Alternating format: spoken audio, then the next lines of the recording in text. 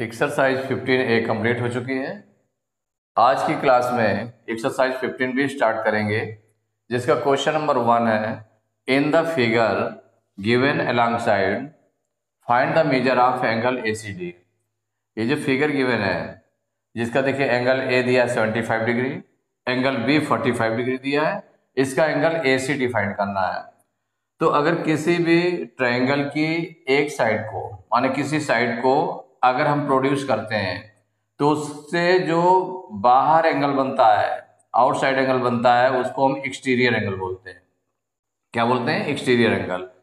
और जो ट्रायंगल के एंगल्स होते हैं उनको हम बोलते हैं इंटीरियर एंगल्स। तो इससे ये जुड़ा हुआ इंटीरियर एंगल्स है, और इसके जो अपोजिट इंटीरियर अपोजिट एंगल्स हैं, अपोजिट इंटीरियर एंगल्स हैं, वो आपके ये कहलाते हैं। जो इससे जुड़ा हुआ है उसको छोड़कर बाकी 2 एंगल्स बचते हैं, उनको इंटीरियर अपोजिट एंगल्स बोलते हैं। तो इसका मतलब एक्सटीरियर एंगल और इंटीरियर अपोजिट एंगल्स में रिलेशन होता है। तो exterior angle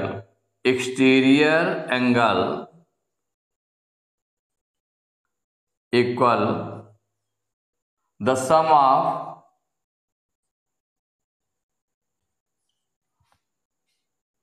two opposite interior angles, two opposite interior angles. माने ये रिलेशन होता है इंटीरियर एंगल्स। माने एक्सटीरियर एंगल किसके इक्वल होता है? The sum of two opposite interior angles. तो जो अपोजिट इंटीरियर एंगल्स होते हैं, तो अपोजिट इंटीरियर एंगल्स कौन हो गया? एक्सटीरियर एंगल से जो जुड़ा हुआ इंटीरियर एंगल है वो आपका नहीं है। उसके अलावा जो 2 एंगल्स बचते हैं इंटीरियर एंगल्स, वो अपोजिट इंटीरियर एंगल्स कहलाते हैं। तो इसका मतलब क्या हुआ? एक्सटीरियर एंगल यहाँ पर कितना है? ACD है। तो angle ACD equal the sum of two opposite interior angles. तो वो इंटीरियर एंगल्स कौन कौन से हैं? एंगल A है और प्लस एंगल B। तो इसका मतलब एंगल ACD इक्वल, अब एंगल A की वैल्यू रख देंगे 75 डिग्री और एंगल B की वैल्यू रखेंगे 45 डिग्री। अब इन दोनों को हम ऐड कर दें तो एंगल ACD मिल जाएगा। तो 5 5 10 की 0 कैरी 1, 7 4 11 1 12, 120 डिग्री। तो angle ACD equal to 120 degree. It is the answer. Question number 2, in the figure given alongside find the values of x and y। ये जो फिगर गिवन है इसमें x और y कितने कितने डिग्री के हैं, ये आपको फाइंड करना है। तो देखिए x और y ये फाइंड करना है। तो यहां पर देखें, ये जो एंगल ACD है माने 130 डिग्री है, ये आपका एक्सटीरियर एंगल है, क्योंकि BC साइड को प्रोड्यूस किया गया है, तो ये हो गया एक्सटीरियर एंगल। और इसके जो नियर इंटीरियर एंगल है Y, इससे जो लगा हुआ है इंटीरियर एंगल है Y, ये एक्सटीरियर एंगल और इंटीरियर एंगल मिला करके ये लीनियर पेयर बन जाता है। क्या बन जाएगा? Linear pair. तो इन दोनों का सम 180 डिग्री होगा। उससे हम y की वैल्यू निकालेंगे। और दूसरा x की जब वैल्यू निकालना है तो x की वैल्यू के लिए हमने 2 प्रोसेस है, 2 प्रोसेस है। कौन कौन से प्रोसेस है? एक तो हो गया कि एक्सटीरियर एंगल इक्वल टू किसका होता है? It's the sum of its opposite interior angles. तो इसके जो अपोजिट इंटीरियर एंगल्स हैं x और 68 डिग्री, इसके प्लस के इक्वल हो जाएगा। उससे हम x की वैल्यू निकाल लेंगे। या जब y हमें मालूम हो गया तो इस ट्रायंगल के 2 एंगल्स मालूम हो गए, एक 60 डिग्री और एक y की वैल्यू मालूम हो जाएगी। तो जब ये 2 एंगल्स मालूम हो जाएंगे तो थर्ड एंगल सम प्रॉपर्टी आप ट्रायंगल से भी निकाल सकते हैं।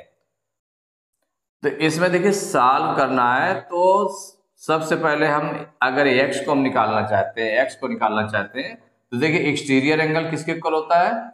The sum of its opposite interior angles. या इसको हम ऐसे भी लिख सकते हैं, the sum of opposite interior angles, opposite interior angles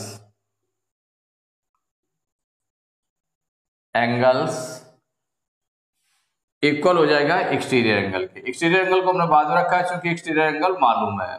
exterior angle यहाँ पर मालूम है तो इसलिए इसको हमने बाद में रख दिया, इक्वल के बाद में राइट साइड में लिख दिया।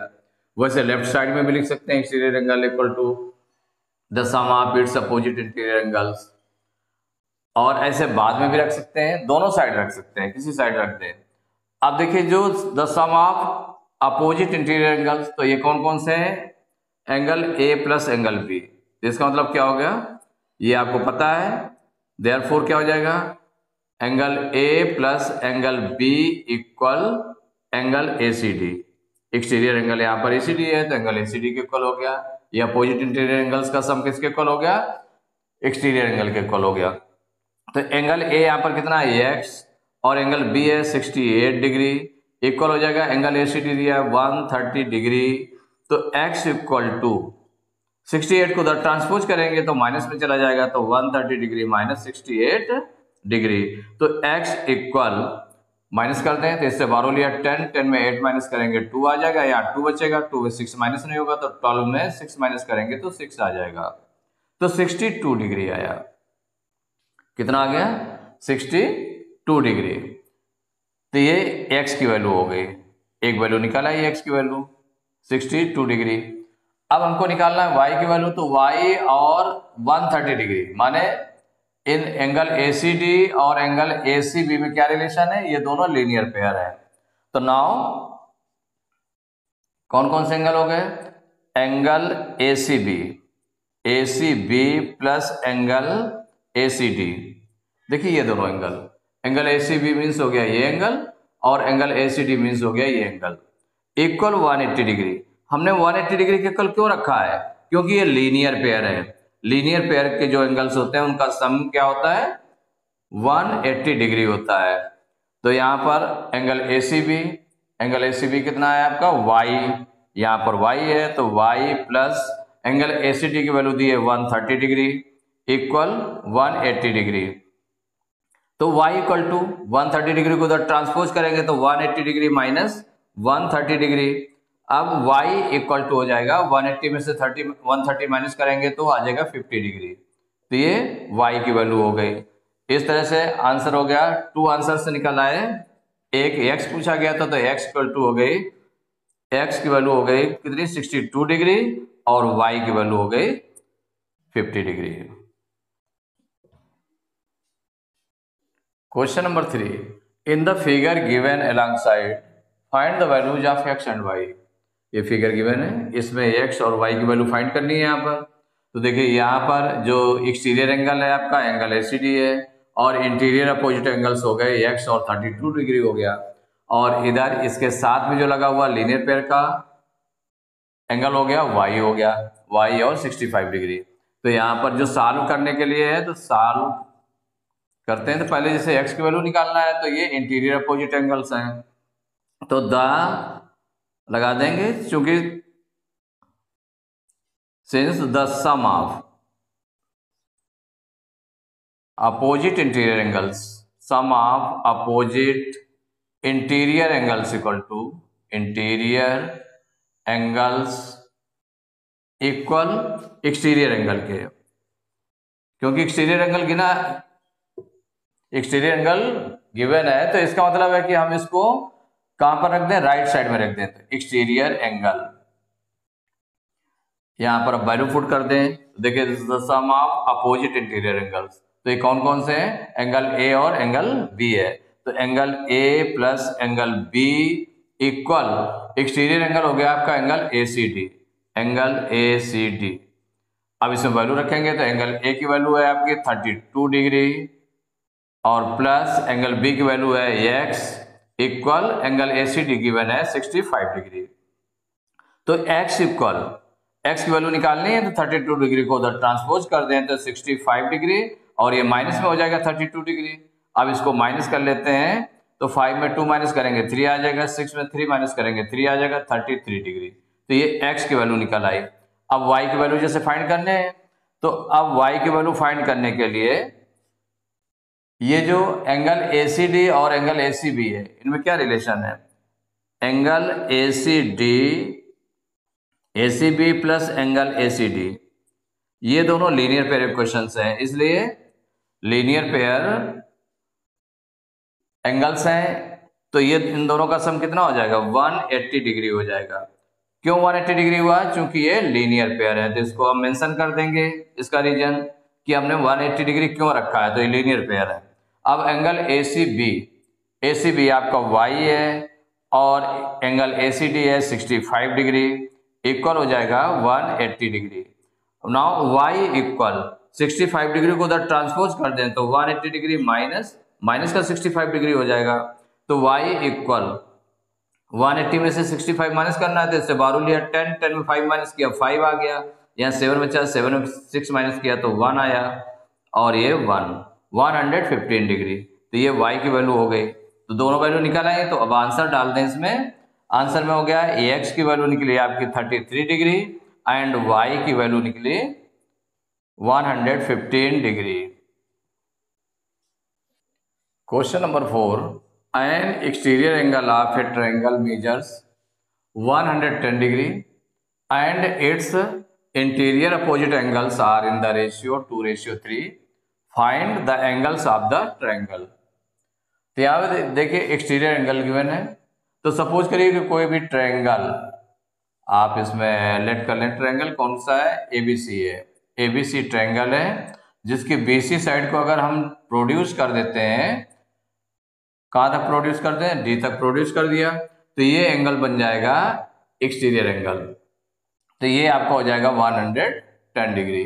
और इसके जो इट्स इंटीरियर अपोजिट एंगल्स हैं, इट्स इंटीरियर अपोजिट एंगल्स, इन दोनों का जो रेशियो दिया है वो 2:3 दिया है। कितना दिया है, 2:3 दिया हुआ है। तो फाइंड करना the angles of the triangle, ये सभी एंगल्स फाइंड करना है, एंगल A, एंगल B और ये एंगल ACB, तीनों एंगल्स आपको फाइंड करना है ट्रायंगल के। तो जब इसको हम सॉल्व करेंगे तो जो एंगल्स दिए हुए हैं, माने इट्स इंटीरियर अपोजिट एंगल्स का जो रेशियो दिया है, तो देखिए यहाँ पर दिया है एक्सटीरियर एंगल गिवन है, क्या क्या गिवन है, पहले उसको चाहे राइट कर लें। एक्सटीरियर एंगल इक्वल हो जाएगा 110 डिग्री और it's interior opposite angle, it's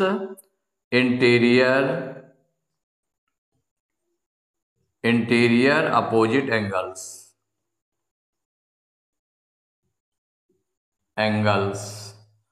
तो ये क्या दिया हुआ है, इसमें रेशियो दिया, तो द रेशियो ऑफ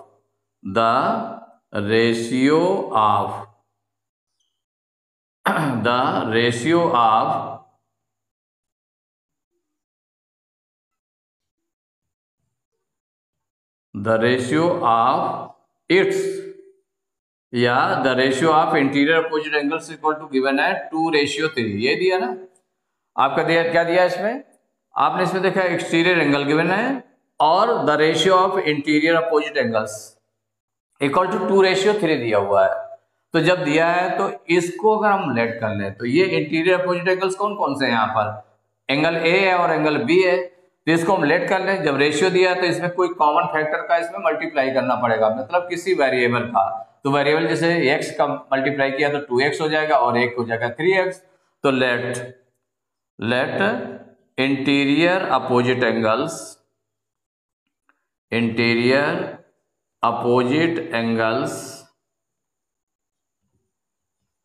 भाई लेट करना पड़ेगा। इंटीरियर अपोजिट एंगल्स में तो 2 इंटीरियर अपोजिट एंगल्स हैं, एक आपने लेट कर लिया angle A equal to 2x and angle B equal to 3x, ये आपने लेट कर लिया। Angle A equal to 2x माने जो एक इंटीरियर अपोजिट एंगल था उसको 2x ले लिया, जो सेकंड जो है इंटीरियर अपोजिट एंगल था उसको एंगल B उसको 3x ले लिया। तो अब as you know that the sum of interior opposite angles